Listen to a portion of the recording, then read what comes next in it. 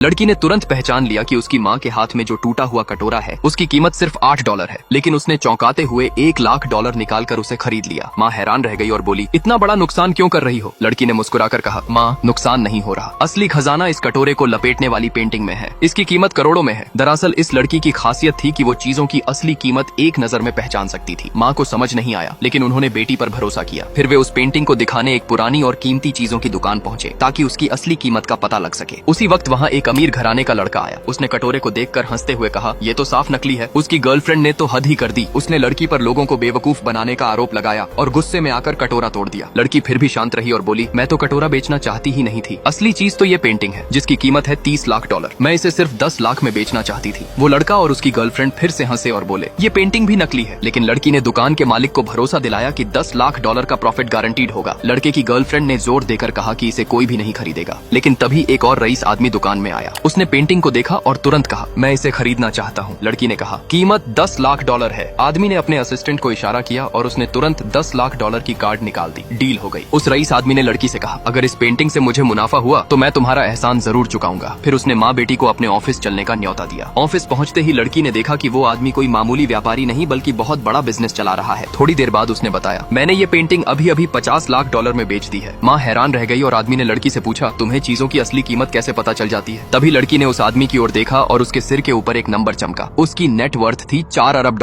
लड़की झट से उसे गले लगाकर बोली, अगर आप मेरे पापा बन जाएं तो मैं आपको अपना राज बता दूंगी। माँ ने तुरंत टोका, ऐसे बात नहीं करते। लेकिन उस आदमी ने मुस्कुराते हुए कहा, ठीक है, लेकिन पहले तुम्हें मेरे साथ एक नीलामी में चलना होगा। लड़की ने आत्मविश्वास से कहा, मैं आपको वहाँ सबसे चमकदार बना दूंगी। नीलामी में पहुँचते ही एक अजीब सा आदमी उस रईस के पास आया और बात करने की कोशिश करने लगा। आदमी ने शालीनता से बात की, लेकिन लड़की ने उस अजनबी के सिर के ऊपर देख लिया। वहाँ लिखा नंबर अचानक काला हो गया। इसका मतलब था कि उस अमीर आदमी पर अब दिवालिया होने का खतरा मंडरा रहा था।